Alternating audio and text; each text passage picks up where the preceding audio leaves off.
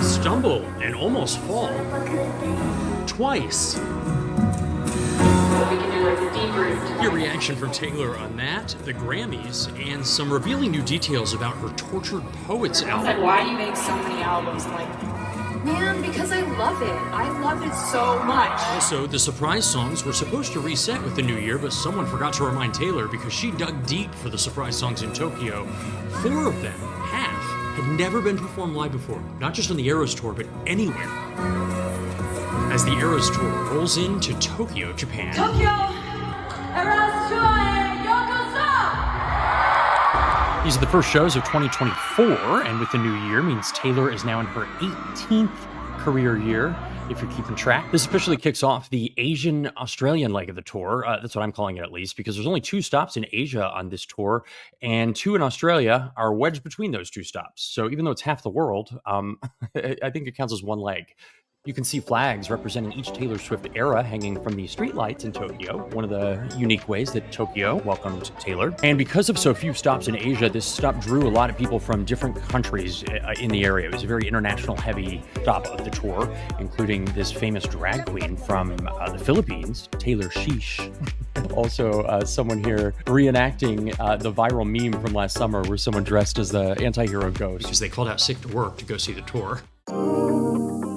4 sold-out nights at the famed Tokyo Dome. This is the same venue that Taylor has performed at for the 1989 tour and the Reputation tour, so it's feeling like home at this point. 55,000 people each night, which means 220,000 people by the end of the 4-day stretch. Isn't that incredible? 250,000 people. Performance of Taylor Swift. Let's kick things off with Marjorie, said no one ever.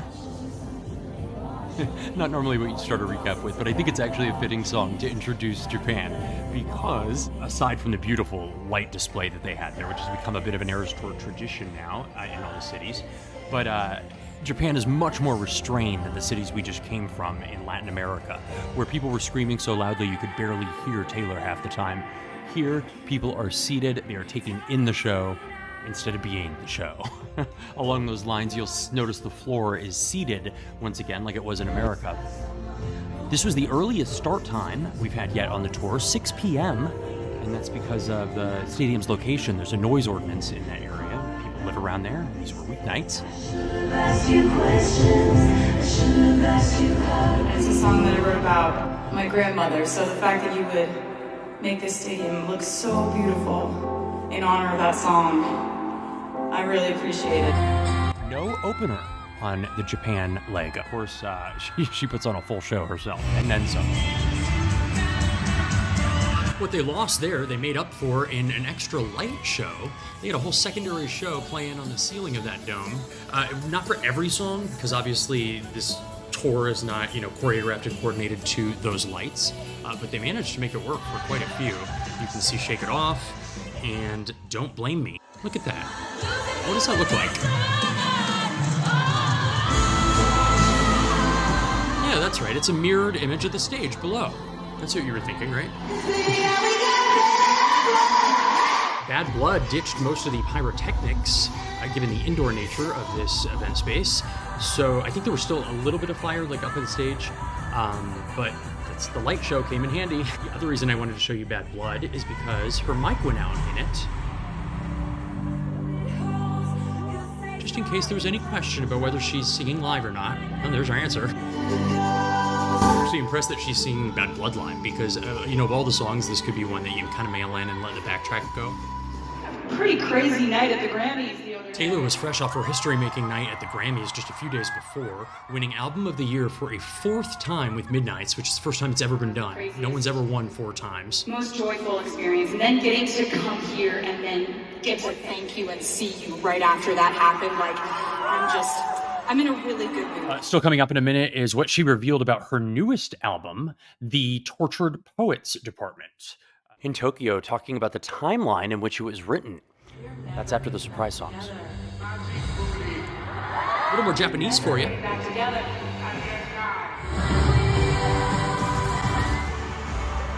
Adorable Japanese kids getting the 22 hat. Look at this. Taylor Swift gives 10 seconds of her time, and that kid's entire year is made. It's incredible. I love these moments so much. I swear you could, splice these all together from every country and create a United Nations We Are the World sort of campaign. This little girl made the most adorable sign saying, "I heart Taylor," and Taylor seemed to really appreciate it. Now, 22 is one of 3 songs that one of the celebrity guests says made her cry. I'm talking about Rosé from the K-pop group Blackpink. Was there, and she's a big deal over there in Asia. But 22 made her cry. Not sure why. The other 2 songs were All Too Well. That makes a little more sense. She called those the best 10 minutes in Tokyo. And the last one was Karma, she says, because it was over.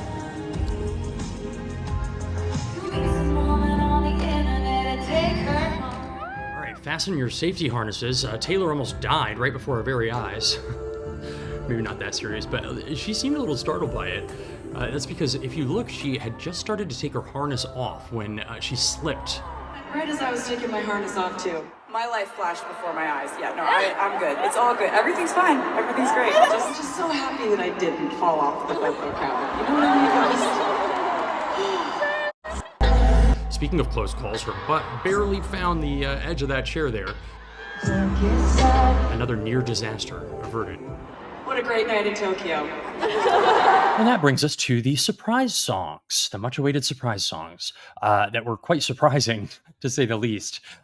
Instead of doing what I have been doing, which is, day 1, day 2, day 3, I think I'm going to go in order of how old the song is. So we'll start with the oldest song. This is a song Taylor wrote when she was 12 years old. So this is a song is 175 years old. The Outside from her debut album.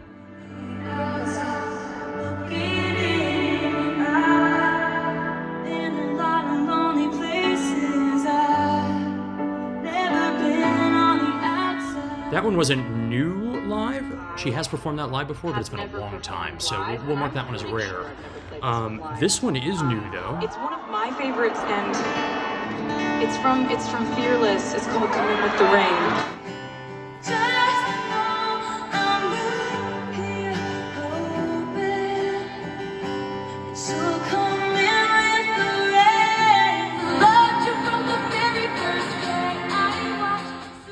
Now on to Speak Now, where we have Superman, which was a bonus track on the deluxe version of Speak Now. We also have a live debut performance of Electric Touch, which is a vault track off Speak Now, Taylor's version. I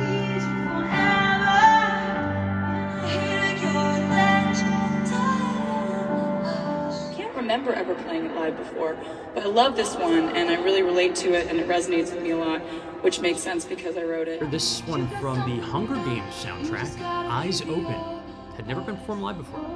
Everybody's waiting for you to break down. Everybody's watching to see the fallout. Even when you're sleeping,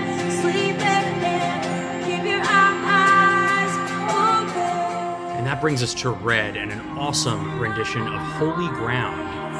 Like you were in this, but I wanna live. If I'm not dancing. It's a lot of people's favorite song, in their top 5, so she definitely did you good. She did it justice. It's holy ground. Dear, greatest luxuries is your secret. She also did one of my favorite songs justice off of Midnight's Dear Reader. First time it's ever been performed.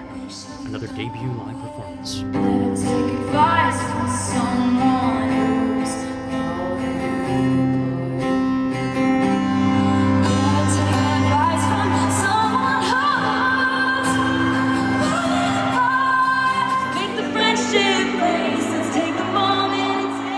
and last but not least, an instant classic from Midnight's You're on Your Own, Kid. You're on your own, kid. You can face this. And that is the only song of all 8 surprise songs that Taylor had performed already on the Eras Tour as a surprise song.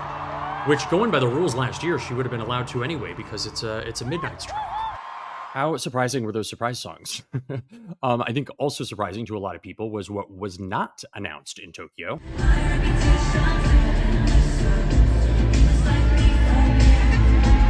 Take a look now at the surprise songs left. There's only one left for Reputation, and I imagine I Did Something Bad will be performed when she announces Reputation Taylor's version, whenever that is. It's anyone's guess at this point. I would have bet money on Tokyo, but who the hell knows? But that does bring us to the new album coming out that Taylor announced at the Grammy Awards. She said had she not won a Grammy, her backup was to announce the Tortured Poets Department in Tokyo. So proud of it. I've been keeping it a secret for a while because I've been working on Tortured Poets since right after I turned in Midnights. For about 2 years, I kept working on it throughout the US tour.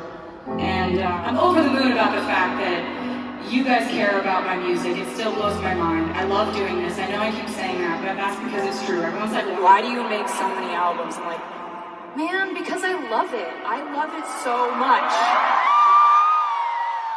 I'm having fun. Leave me alone.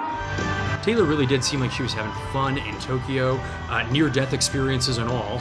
After the final show on Saturday, she headed straight for the airport. She didn't even bother changing and flew back to America to make it in time for the Super Bowl, probably the most closely watched flight I can think of in the last decade. It's crazy how much coverage this has got. The Japanese embassy released a statement assuring people going to the Eras Tour that Taylor could comfortably make both. Isn't that wild? Back in Tokyo, you can see the Taylor Swift effect is very real. In fact, many Swifties have plans to return to the Tokyo Dome to watch the big game. They're holding a viewing party there, probably heavily favored on one side, who they're going to be cheering for. Go, go, Travis!